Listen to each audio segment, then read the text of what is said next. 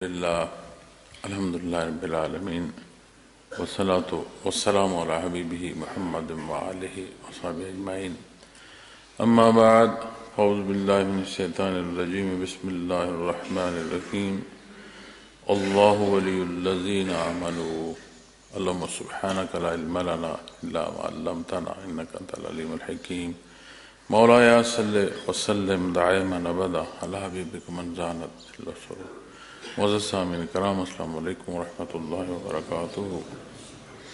ارشاد باری تعالیٰ ہے، اللہ ایمان والوں کے دوست ہیں۔ الحمدللہ یہ اللہ کریم کی عطا ہے۔ جب بات تعلق کی آتی ہے تو بالعموم جو ہمارے الفاظ تعلقات کی حوالے سے بولے جاتے ہیں، اس لیے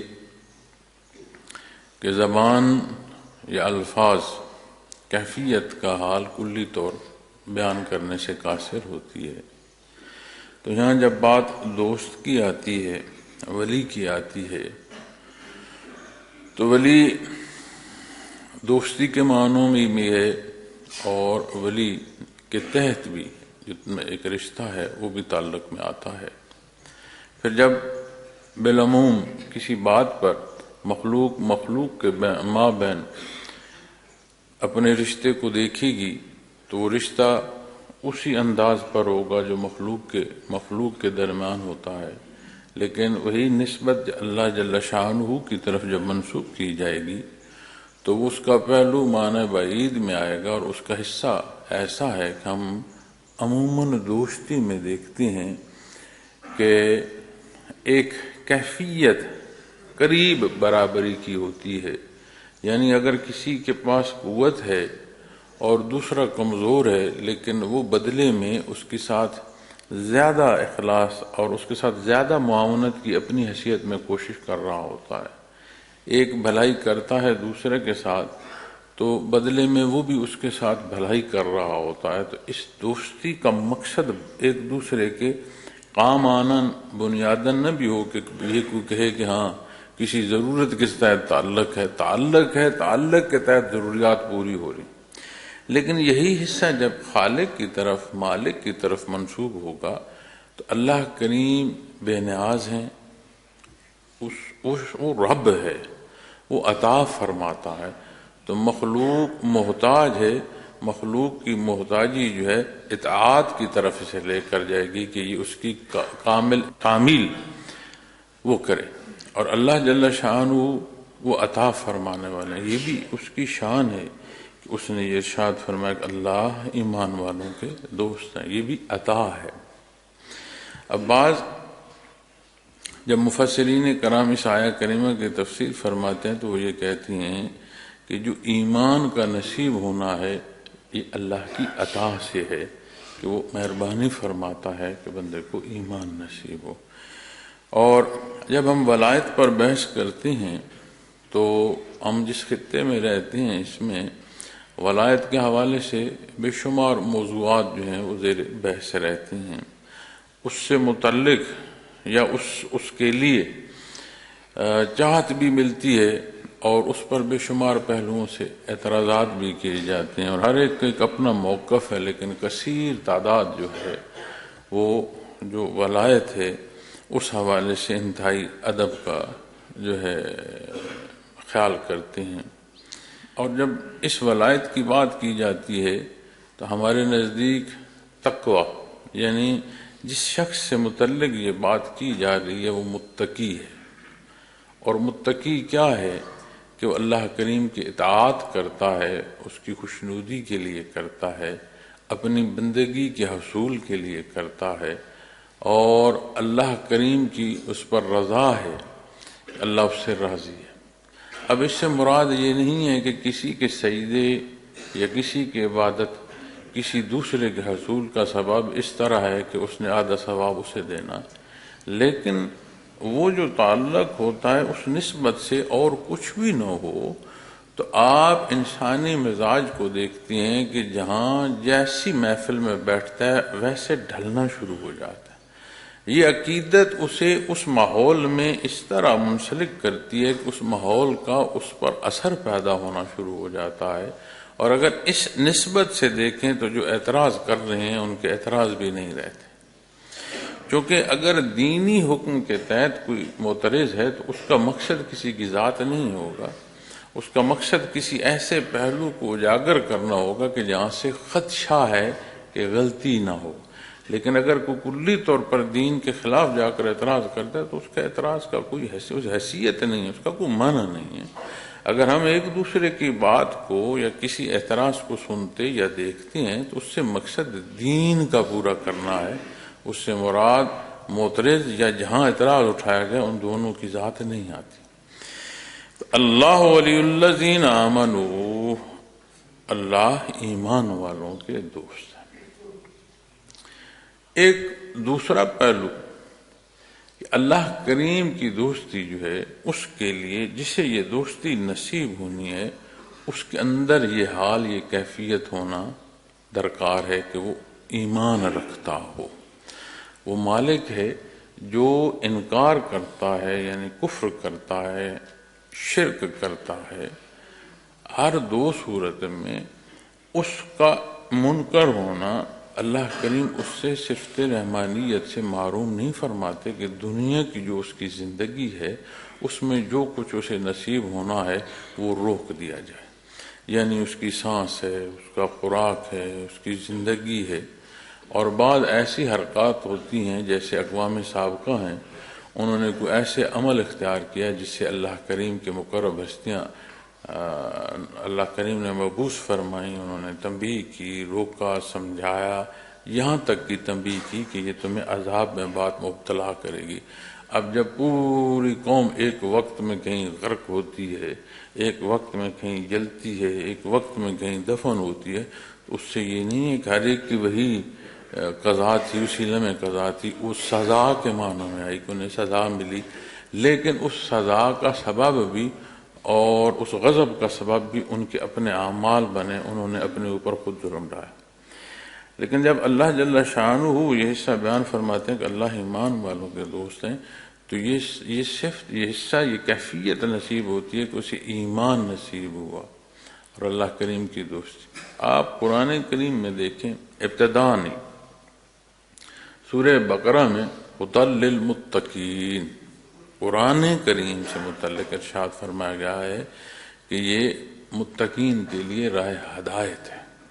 وہاں بھی آپ غور فرمائیں تو اس کے تحت اس کی تفسیر میں ایک پہلو یہ بھی سمجھ آتا ہے کہ اس راہ کا مسافر متقی، جس متقی کو ہم ولی اللہ کہتے ہیں، وہ کسی نہ کسی درجے میں اسے وہاں سے ولایت نصیب ہو جاتی ہے۔ یوں ہی ایمان لایا، اس پر ایمان لایا، اور اس کی ابتدا ہی اسے متقی کے راستے پر گامزن کرتی ہے۔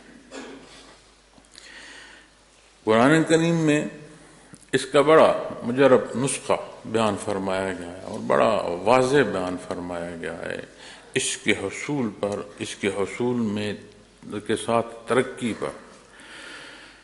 وَإِن كُنتُمْ تُحِبُّونَ اللَّهَ فَاتَّبِعُونِي يُحْبِبْكُمُ اللَّهُ۔ کسی کو درکار ہے، وہ چاہتا ہے، اس کی پسند ہے کہ اسے اللہ کریم سے دوستی کرنی ہے، اللہ کریم سے تعلق اسے نصیب ہو۔ میں نے پہلے عرض کی کہ مخلوق کا مخلوق کے مابین بات اور ہوگی، اسی نسبت سے جب بات مالک اور مخلوق کی کریں گے بات اور ہے۔ تو جب مخلوق مالک سے دوستی چاہتی ہے تو اللہ جل شانہ نے ارشاد فرمایا، میرے حبیب انہیں بتا دیں کہ جو اللہ سے دوستی چاہتا ہے، اللہ کو محبوب رکھنا چاہتا ہے، آپ صلی اللہ علیہ وسلم کا اتباع کرے، اللہ اسے محبوب فرما لیں۔ ہم دیکھو نا، جا رہا ہے کہ میں یہ تعلق حاصل کروں، اللہ کریم نے جو حصہ عطا فرمایا اس پر عمل پیرا ہو، اللہ کریم اسے محبوب فرما لیں گے۔ اب جسے اللہ کریم محبوب فرما لیں گے تو آپ حدیث شریف میں دیکھیں کہ جو فرائض کی تکمیل کے بعد نفلی عبادت اس لیے کہ اللہ کریم کی رضا نصیب ہو کر رہا ہوتا ہے، اسی شوق کی عبادت جب کسی کو نصیب ہوتی ہے تو اللہ کریم فرماتے ہیں کہ میں اس کی آنکھیں ہو جاتا ہوں، اس کی زبان ہو جاتا ہوں، اس کے کان ہو جاتا ہوں، اس کے ہاتھ ہوں، یعنی اسے وہ پسند ہے دیکھنا جو عند اللہ جس کی اجازت ہے، وہ وہی بات سننا پسند کرتا ہے، گوارا کرتا ہے جو عند اللہ پسندیدہ ہے، وہ کام وہ بات بولے گا جو اللہ کریم کو پسند ہے، یعنی اللہ کی رضا میں وہ ڈھل جائے گا۔ یہی بات اسم اعظم کے حوالے سے بھی آتی ہے کہ جسے وہ نصیب ہو، بالعموم یہ خیال ہوتا ہے کہ ہر شے اس کی مرضی کی ہوگی، نہیں، اسم اعظم نصیب ہو تو عظمت تو اللہ کے لیے، اللہ اکبر۔ اور حضرت رحمۃ اللہ تعالی علیہ اللہ کریم کے اس ذاتی نام پر جب بات فرماتے تھے، وہ فرماتے تھے کہ اس نام اعظم سب سے بڑا، تو فرماتے تھے سب سے بڑا نام تو اللہ کریم کا ذاتی نام۔ اب جب یہ نصیب ہوتا ہے تو جو اس تلاش میں اس معنوں میں پھر رہا ہے کہ مجھے قوت نصیب ہو جائے، اس حصول کو وہ نہیں پہنچ پاتا، اس لیے کہ اس کی بنیاد ہی الٹ ہے۔ اب اس میں اعظم نصیب ہو تو کیا نتیجہ اخذ ہوگا، کیا نتیجہ میسر آئے گا، اس میں ڈھل جائے گا، یعنی اللہ کی رضا میں راضی ہو جائے گا۔ اسی لیے تو ہم دیکھتے ہیں کہ دنیا میں حیثیتوں، مال و دولت کو، طاقت کو یہ سمجھا جاتا ہے کہ اس سے سکھ اور سکون ہے زندگی میں، لیکن اس کے باوجود اس کے ہونے پر لوگ سکھ میں نہیں ہیں۔ یہ بھی دیکھنے میں ملتا ہے کہ ہے کچھ نہیں، بندہ پرسکون ہے۔ تو وہ جو کچھ نہیں ہے اس کے پاس سب کچھ ہے، اور ظاہراً جو یہ سمجھتا ہے میرے پاس سب کچھ ہے، اس کے پاس کچھ نہیں ہے۔ اس لیے اصل وہ ہے۔ اور یہ جو حصہ ہے دنیا کا، یہ تو فانی جہان ہے۔ آپ صلی اللہ علیہ وسلم نے فرمایا جو کھا لیا، استعمال کر لیا، اس کا باقی وارثوں کا ہے۔ قبر میں اعمال جائیں گے، حیثیتیں تو دنیا میں رہ جائیں گی۔ تو پھر اصل تو وہ ہوا جو ساتھ جانے والا ہے۔ تو جب بات اتباع محمد رسول اللہ صلی اللہ علیہ وسلم کی آتی ہے تو معزز سامعین کرام، زندگی کے ایک ایک حصے میں ابتدا جب ایمان ہے تو ایمانیات کے ساتھ ایک ایک حصے میں رہنمائی موجود ہے۔ نہ صرف عبادت کا طریقہ یا سلیقہ سکھایا گیا ہے، اس کی بنیاد جو نیت ہے وہاں تک بتایا گیا ہے۔ اعمال سے یہ نہیں تربیت دی گئی کہ دوسروں کو ممنون کرو، اس لیے اعمال اور ایسے اعمال اختیار کرنے کی ترغیب اور حکم دیا گیا ہے جو اللہ کی رضا جس سے مقصود ہو، کہ اللہ راضی ہو، اللہ کے لیے یہ عمل کیا جائے۔ اب جس کی زندگی اللہ کے لیے ہو گئی تو سمجھ آئی کہ یہ اللہ کے دوست ہیں، اللہ ولی الذین آمنوا۔ اب آمنو صاحب ایمان ہونا، صاحب ایمان ہونے کا کیسا بڑا درجہ ہے، اسے اللہ کریم کی ولایت، اس کی دوستی نصیب ہو رہی ہے۔ اور وہ کیسی دوستی ہے اور وہ کیسا تعلق ہے کہ جس کا اقرار تو ہو لیکن اعمال اس کی شہادت نہ دے رہے ہیں۔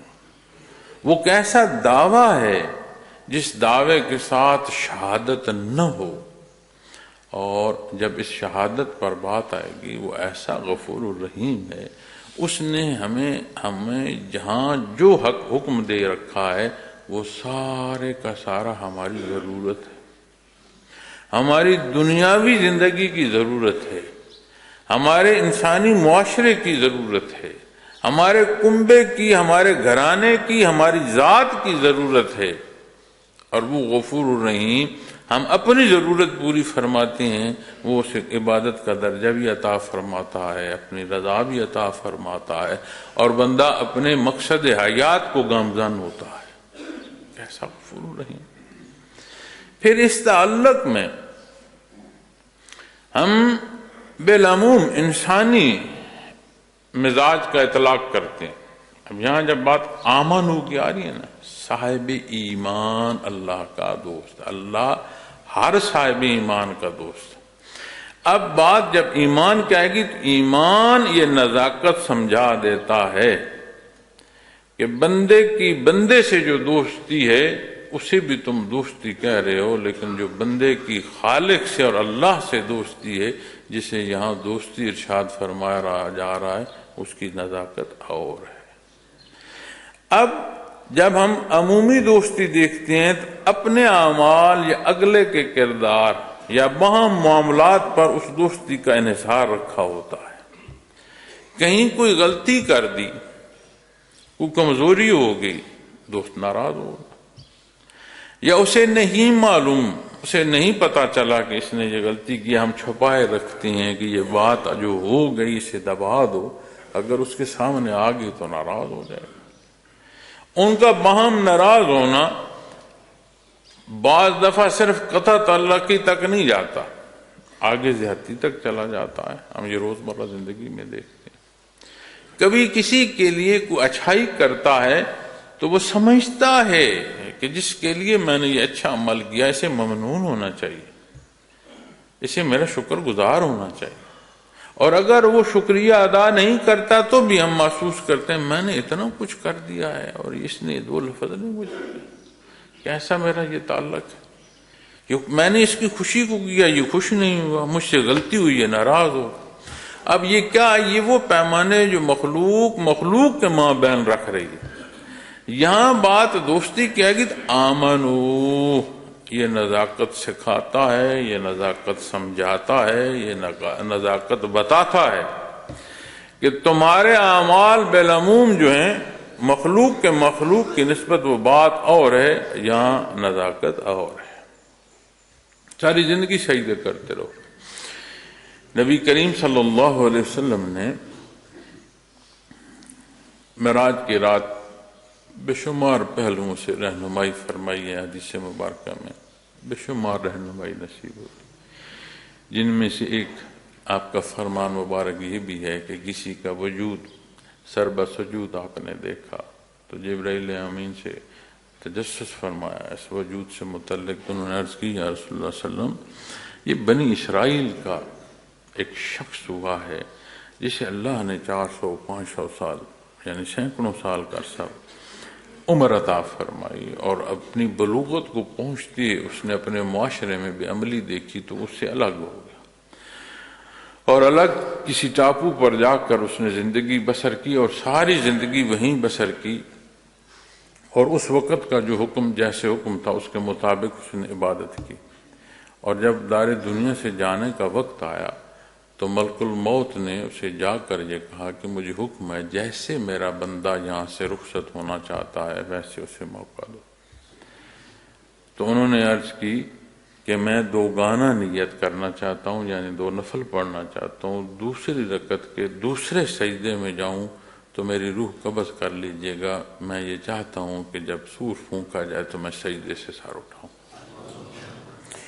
تو آپ صلی اللہ علیہ وسلم نے، اور عجیب بات ہے، وجود سے متعلق آپ صلی اللہ علیہ وسلم نے حضرت جبرائیل امین سے پوچھا، ان کی بات مکمل ہوئی تو وہ حصہ جو بعد میں پیش آنا ہے اللہ کریم نے آپ کو وہ عطا فرما دیا۔ آپ نے فرمایا یہ جب حساب لے کر اللہ کریم کے حضور جائے گا اور اسے حکم ہوگا کہ اللہ کے کرم سے اسے بخشا جاتا ہے، تو بخشش کے اعلان کے بعد یہ اللہ سے عرض کرے گا بار اللہ تیری بخشش، تیرا احسان، تو قادر مطلق ہے، لیکن جو تو نے مجھے زندگی عطا فرمائی تھی اتنے 100 سال میں نے ہوش سنبھالا تو مرتے دم تک بار اللہ میں نے تیری عبادت کی، کیا میری عبادت اتنی نہیں ہے کہ مجھے بخشش نصیب ہو سکے؟ تو آپ صلی اللہ علیہ وسلم نے فرمایا کہ فرمایا جائے گا کہ واپس لے اور میرا بندہ حساب چاہتا ہے، اس کا حساب کر دو۔ اب وہ فرمایا آپ صلی اللہ علیہ وسلم نے کہ اس نے وہ 500 سال یا 400 سال جو نظر اللہ کی دی ہوئی استعمال کی، صرف ایک شے رکھی جائے گی ترازو، دوسری طرف رکوع سجود رکھے جائیں گے، نظر کا پلہ بھاری ہو جائے گا۔ مجھے بتاؤ یہ جو نظر ہے، یہ جو نعمت ہے، کتنے سجدوں کا اس کو دو گے کہ کتنے رکوع اور سجود ہوں تو اس کا افزانہ پورا ہوگا۔ یا ایھا الناس اعبدوا ربکم الذی خلقکم، اللہ کی عبادت کر، اس نے تجھے پیدا فرمایا، یعنی تو تھا نہیں، تیرے نہ ہونے کو اس نے ہونا عطا فرمایا۔ بات تو یہاں سے آگے نہیں گزرتی کہ کوئی رکوع سجود لے کر چل پڑے۔ تو مخلوق جب خالق کی نسبت اس تعلق کو دیکھے گی، آمنو، یہ بتاتا ہے، یہ سکھاتا ہے وہ خالق ہے، اللہ رب العالمین ہے، یہ اس کا کرم ہے۔ تو پھر اپنے اعمال، آپ صلی اللہ علیہ وسلم کا فرمان ہے، زمین و آسمان کی وسعتیں گناہوں سے کوئی بھر دے، اللہ کریم کی رحمت سے بڑھ جائے۔ ایک شت کے دل کی توبہ درکار ہے، وہ غفور رحیم نہ صرف معاف فرماتا ہے، اجر اور ثواب عطا فرماتا ہے۔ قرآن کریم کی آیت ہے، اس غلط روش سے، یعنی اس کفر و شرک، گناہگاری، خطاکاری سے چلتے جو معافی مانگتا ہے نا اللہ سے صدقے دل سے، اور پھر اس معافی پر قائم، یعنی اصلاح پر چلتا ہے، صالح چلتا ہے، تو اللہ کریم فرماتے ہیں اللہ کریم اس کے سابقہ گناہ معاف فرما دیں گے اور اسے اجر اور ثواب عطا فرما۔ یہ قرآن کریم کی آیت ہے۔ جب اس تعلق پر دیکھو گے تو اس کی اس نزاکت کو سمجھنے کی ضرورت ہے۔ بعض دفعہ غلطی ہو جاتی ہے بندے سے، اللہ معاف فرمائے اور اللہ حفاظت فرمائے۔ ہم نماز پر اس لیے نہیں جا رہے ہوتے، یا عبادت کو اس لیے نہیں بیٹھ رہے ہوتے، تسبیح اس لیے نہیں اٹھا رہے ہوتے، ذکر میں نہیں داخل ہو رہے ہوتے، میں نے تو یہ غلطی کر دی، اس غلطی پہ اب میں کس منہ سے نماز پڑھوں؟ اب ایک عمل غلط ہوا جو غلطی کی، دوسری پھر اپنے آپ کے ساتھ زیادتی کر رہے ہو کہ جس در کے علاوہ کوئی در نہیں، وہاں سے ہٹنا پھر اپنا نقصان ہے۔ تو پلٹ کر جاؤ تو وہ تمہیں معاف فرما دے، توفیق عمل دے دے۔ اسی طرح جب بات ہماری عبادات کی آتی ہے تو میں نے عرض کی کہ 400 سے 500 سال، 400 سال فرمایا، 500 سال فرمایا، لگ بھگ یہ عرصہ بیان فرمایا، ایک نظر کا افزانہ نہیں ہو سکا۔ تو اگر ہم عبادات کرتے کرتے کہیں اتنی میں نے عبادت کی، میری طبیعت کیوں خراب رہتی ہے، میں بیمار کیوں رہتا ہوں، میرے حالات دنیا میں بہتر کیوں نہیں ہوئے، مجھے کیوں مالی نقصان ہوا، لوگوں نے مجھے کیوں نہیں مانا، آمد الناس میری ولایت کا اقرار کیوں نہیں کر رہی، میں دعا کو ہاتھ اٹھاتا ہوں تو ایسا کیوں نہیں ہو رہا جیسا میں کہہ رہا ہوں۔ اب آپ غور فرمائیں، لفظ یہ نہ ہوں، کیفیت یہ ہوتی ہے، اور ہم دیکھتے ہیں یہ کیفیت ہم اپنے آپ اپنے معاشروں میں دیکھتے ہیں۔ دعا حکم ہے یا التجا ہے؟ تو بہتر جانتا ہے یا اللہ بہتر جانتا ہے؟ تو یہ آمنو سکھاتا ہے، جس سے ایمان نصیب ہوتا ہے نا، اسے یہ چیزیں از خود سمجھ آنا شروع ہو جاتی ہیں، اور اللہ کریم نے آپ صلی اللہ علیہ وسلم کا اتباع جو ارشاد فرمایا ہے نا، اور وہ انداز زندگی جو ہے وہ نہاں خانے دل سے اعمال ظاہری تک، وہ ایسا انداز ہے جسے اللہ محبوب فرماتے ہیں۔ کیا عظمت ہے، کیا خوش بختی ہے اس مشتاق غبار کی، مخلوق ہے، مالک محبوب ارشاد فرمایا، اور وہ محتاج نہیں ہے، وہ بے نیاز ہے۔ وہ کہتے ہیں نا کہ اپنی اس تنگی یا کسی تکلیف پر ہم کہتے ہیں کہ چھوڑو جی کیا نماز پڑھنی، نہ پڑھو، اچھائی کی راہ کو چھوڑتے ہو، یہ اپنی بدبختی ہے، جتنی بدبختی بڑھے گی اتنا اپنا نقصان کرو گی۔ یہ ہم دیکھتے ہیں ناشکری کے کئی پہلو، اور کتنی الفاظ ہم سنتے ہیں، ہم بولتے ہیں، اور ہمیں احساس بھی نہیں ہوتا کہ یہ جو لفظ بولا ہے یہ کتنا بڑا لفظ میں نے بولا ہے، اور میں نے احساس نہیں کیا میں کتنی بڑی گستاخی کر رہا ہوں، اپنی حدود سے تجاوز کر رہا ہوں۔ یہ ساری نزاکتیں کہاں سمجھ آتی ہیں؟ آمنو، یہ ایمان سکھاتا ہے، ایمان سمجھاتا ہے۔ ایمان اس قابل کرتا ہے اس تعلق میں یہ جو دوستی خالق اور مخلوق کی ہے اس کی نزاکت سمجھ آ جائے۔ اور جب ایمان پر آپ آتی ہیں، میں نے اس پچھلی آیا کریم لا اکراہ فی الدین میں عرض کی تھی کہ ایمان تو کیفیت ہے، ایک حال ہے جسے محسوس تو کیا جا سکتا ہے، الفاظ حق نہیں ادا کرتے کہ سمجھا سکیں دوسرے کو، لیکن اس ایمان کا ہونا اور اس ایمان کی اس کیفیت کا پختہ ہونا، یہ جو شعبہ تصوف ہے، یہ جو ذکر اذکار کی محنت کرائی جاتی ہے، معزز سامعین کرام کیوں کرائی جاتی ہے؟ کیا حضرات کو شوق ہے کہ مخلوق کو بٹھا کر جو ہے ان کو ذکر پر بٹھایا جائے، وہ سارا لاتے رہیں، بیٹھے رہیں، ان کو وہ نام جو اسباق کے ہیں وہ بتاتے جائیں؟ اور وہ اس لیے تو نہیں کہ کسی کو کوئی ذات مقصود ہے، کسی کو کوئی اعلانات مقصود ہیں، اس کیفیت میں وہ قوت پیدا ہو جائے کہ اس دوستی کی سمجھ آ جائے، اس دوستی کی نزاکت اس درجے کی سمجھ آ جائے کہ انسان صالح اعمال پر اس طرح قائم ہو کہ اس کی ہر توقع اپنے اللہ سے منسوب ہو جائے، اسے سمجھ آ جائے کہ ذات ایک ہی ہے جو اللہ جل شانہ۔ نبی کریم صلی اللہ علیہ وسلم سے محبت، اظہار محبت، یہ ہمارے معاشروں کے حصے بھی ہیں اور ہمارے معاشروں کی جان بھی ہے، لیکن یاد رکھیے آمنو حقیقت سکھاتا ہے، حقیقت سمجھاتا ہے، حقیقت بتلاتا ہے۔ امتی کا شرف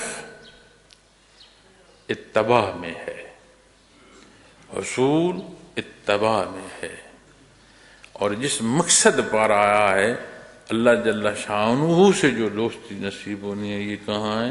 آمنو اتباع پر ہے۔ یخرجہم من الظلمات الی النور، انہیں اندھیروں سے اجالے کی طرف نکال کر لاتے ہیں۔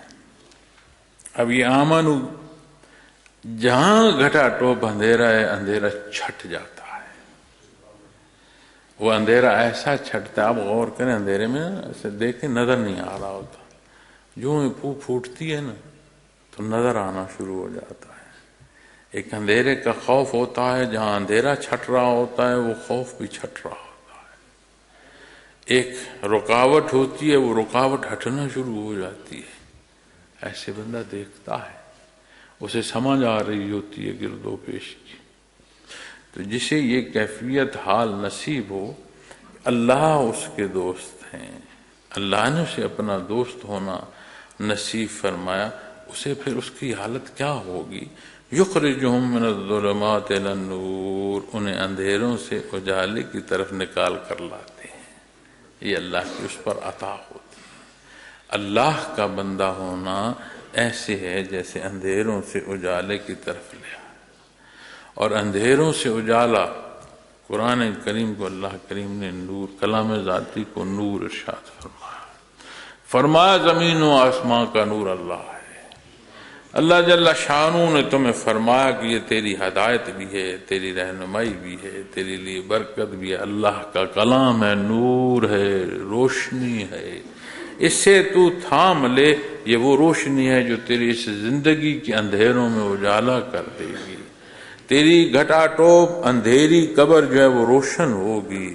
روز معاشر اللہ نے فرمایا کہ پل صراط وہ جگہ ہے جس سے ہر ایک نے گزر کر جانا ہے، اور وہاں سے گزرنے پر قرآن کریم بیان فرماتا ہے اور ان کے ساتھ نور کی روشنی ہوگی۔ جنہوں نے اس نور کو یہاں نہیں سمجھا، اس روز وہ ان سے کہیں گے کہ کچھ روشنی ہمیں بھی دے دو تاکہ ہم بھی اس پل صراط سے گزر سکیں، اور وہ جواب دیں گے کہ یہاں اس روشنی کا حصول نہیں ہے، وہاں تھا جہاں تم چھوڑ آئے۔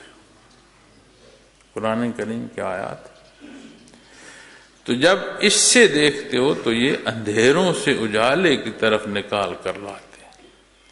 پھر اپنی زندگی میں معزز سامعین کرام اس شمار میں نہ پڑو، اتنی عبادت ہو گئی، اتنے گنتیاں ہو گئیں، اتنے ختم ہو گئے، دیکھو اس عبادت سے جو اثر پیدا ہوا، آمنو، وہ کتنا اثر انداز ہو رہا ہے میری سوچوں پر، میرے اعمال پر۔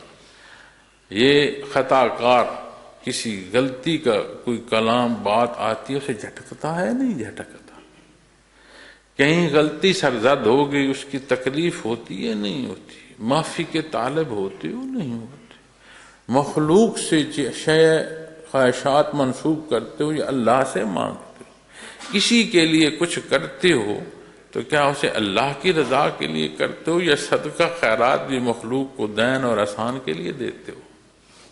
ساری باتیں سمجھ آتی۔ ہم رمضان المبارک میں اپنی یہ سانسیں پوری کر رہے ہیں آج، اور شیاطین قید ہیں۔ آج جو میں اور آپ سوچ رہے ہیں یا ہم جو کر رہے ہیں، اس کا دوش کسی کو دو گے؟ بڑا آسان ہے سمجھنا کہ کہیں میں اپنے نفس کی پیروی میں تو نہیں لگ گیا۔ تو جسے اللہ کریم کی دوستی نصیب ہو، یخرجہم من الظلمات الی النور، یہ تعلق، یہ دوستی انہیں اللہ کریم اندھیروں سے اجالے کی طرف نکال کر لاتے ہیں، یعنی انہیں خوشبختی نصیب ہوتی ہے۔ والذین کفروا اولیاءہم الطاغوت، اور فرمایا جو لوگ کافر ہیں ان کے دوست شیطان ہیں۔ اس حلقے سے جب کوئی نکلا او اتھا گہرائیوں میں گر گیا، ظلمت میں گر گیا، شیطنت میں گر گیا، حزب الشیاطین میں چلا گیا، اس کے پلے تو کچھ نہ رہا، اجڑ گیا۔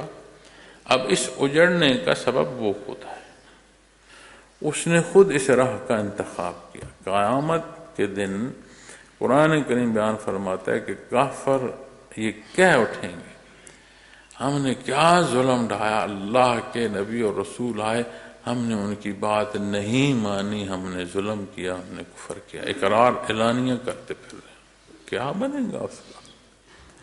فرصت تو تمام ہو جائے گی۔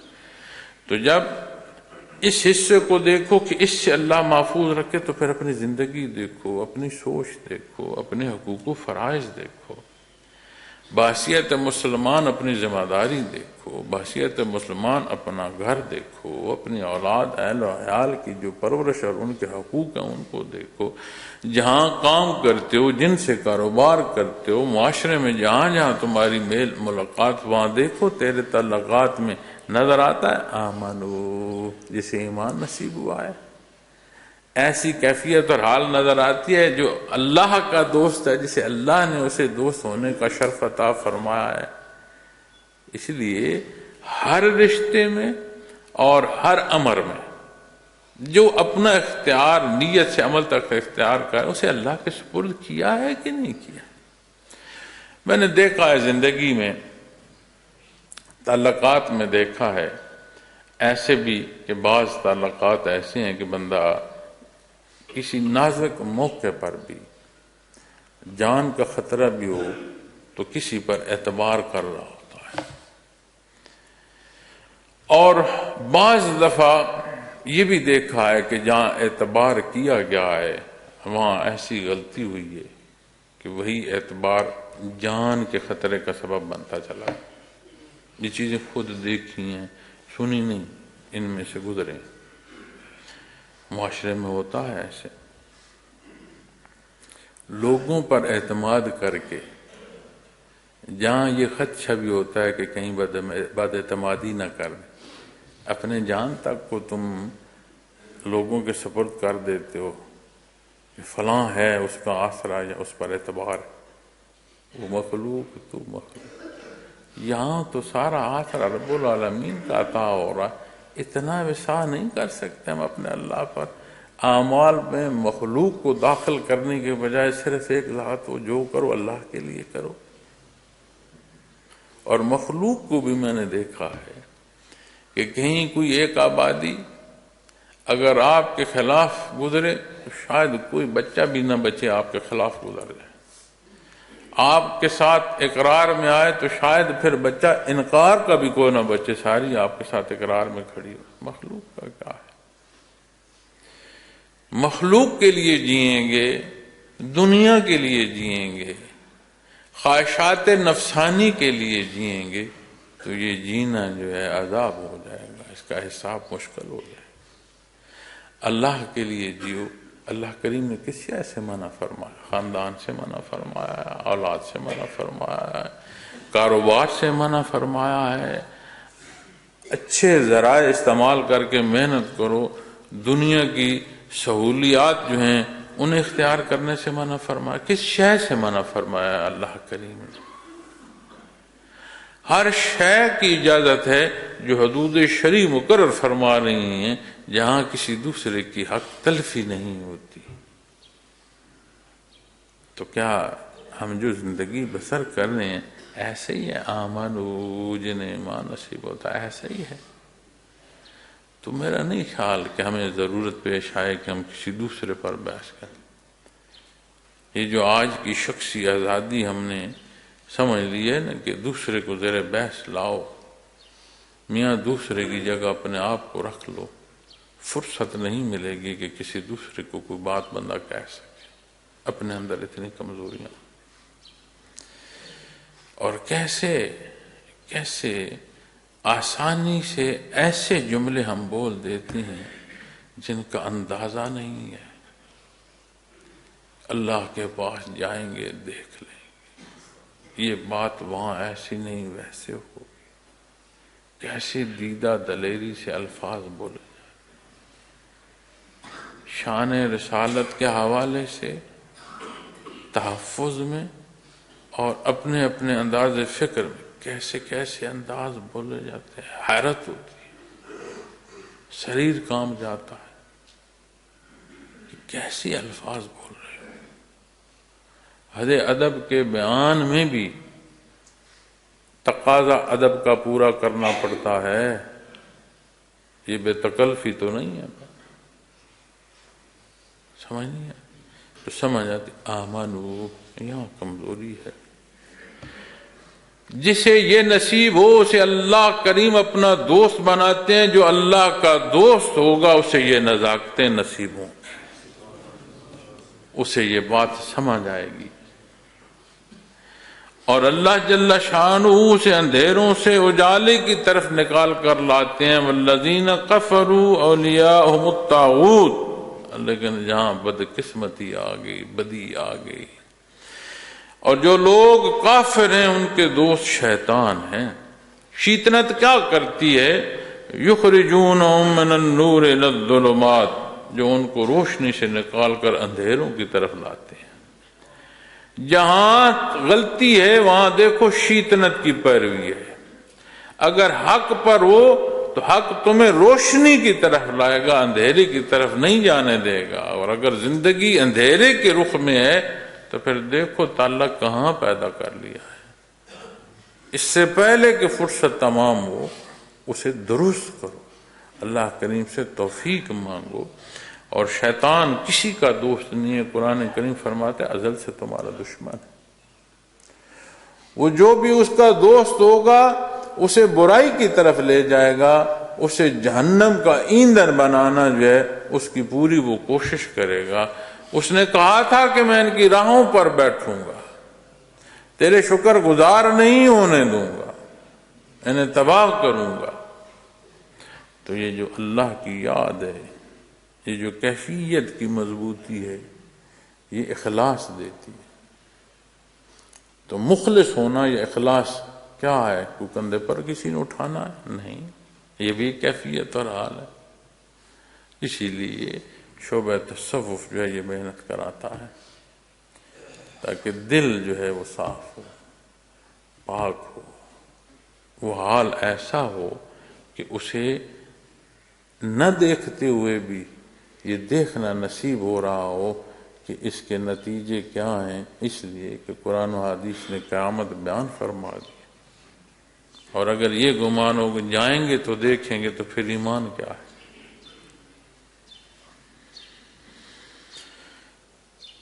اولئک اصحاب النار، یہ لوگ دوزخ کے رہنے والے ہیں۔ حدیث شریف میں آتا ہے یہ جو آگ جس کے بڑے تنگ ہوتے ہیں کہ جی جلا دیا اس نے، جہاں آگ لگی خوفناک جو ہے حادثہ ہوا، وہاں کے نتائج ملتے ہیں جی کہ بڑی سختی ہے جلنے میں، اور اتنا کچھ جل گیا اور اس کا یہ حال ہوگا اور اتنی تکلیف میں. یہ آگ دوزخ کی آگ سے پناہ مانگتی ہے، کہ پناہ مانگتی ہے اس آگ سے، اس آگ کی اتنی حدت ہے. اولئک اصحاب النار، یہ لوگ دوزخ کے رہنے والے. اللہ نے اس لیے تو نہیں پیدا فرمایا. کیوں ایسا ہوا؟ فرمایا والذین کفروا اولیاءہم الطاغوت، انہوں نے اپنی دوستی شیاطین سے کر لی، شیطنت کو اپنی راہ بنا لی. اس راہ کا انجام جو ہے وہ دوزخ ہے، وہ آگ ہے، اور اتنی شدید ہے کہ یہاں کی آگ اس سے پناہ مانگتی ہے کہ اللہ اس سے بچائے. اتنی حدت ہے اس کی، اتنی سختی ہے اس کی. ہم فیہا خالدون، وہ اس میں ہمیشہ رہیں. کیسی بدبختی ہے، ہمیشہ ہمیشہ ہمیشہ کی آگ. اللہ معاف فرمائے، خطا کار ہیں، گناہ گار ہیں، اللہ ہم پر رحم فرمائے، اللہ مخلوق کو ہدایت عطا فرمائے. اور یہ زندگی جو ہے ہر لمحہ تمام ہونے کی طرف زندگی گامزن ہے. اپنی تکمیل، یہ جو فرصت ہے نا فانی جان کی، اس میں چل رہی ہے. تو کوشش فرمائیں کہ رمضان المبارک کی ان بابرکت ساعتوں میں، رمضان المبارک کے 2 عشرہ جات سے گزرتے ہوئے تیسرے عشرے میں، پھر تیسرے عشرے میں اعتکاف کا نصیب ہونا، پھر تیسرے عشرے کی طاق راتوں میں سے عبادت کا نصیب ہونا. جب ہم اپنے معاملات میں جائیں تو پھر اس حفاظت کے ساتھ جب معاملات میں داخل ہوں گے تو پھر ہمیں کیا نظر نہیں آئے گا کیا درست ہے اور کیا نہیں درست. یہ جو ایک رواج بن چکا ہے کہ دل میں جو مرضی ہو، سامنے کچھ ایسا کہہ دینا کہ اگلا راضی رہے. اگلے کو تو نہیں معلوم، کیا اللہ کو بھی نہیں معلوم. وہ عمل جو تم ظاہراً صالح کر رہے ہو، اس میں منافقت ڈالو گے تو وہ کیا صالح عمل رہے گا؟ یہ نہیں جانتے ہو.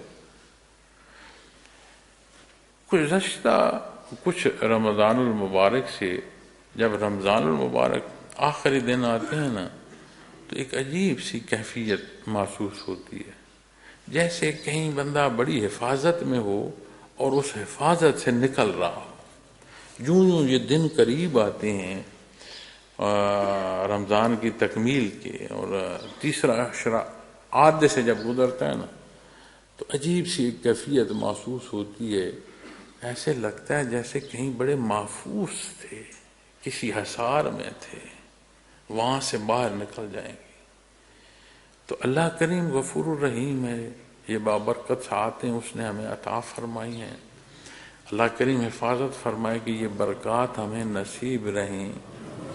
اور جب شب قدر سے متعلق بات آتی ہے نا، اس میں یہ بات بھی آتی ہے کہ اگلے سال تک کے فیصلے، اگلے شب قدر تک، یعنی سال بھر کے جو فیصلے ہیں وہ حوالے کر دیے جاتے ہیں منتظمین کے.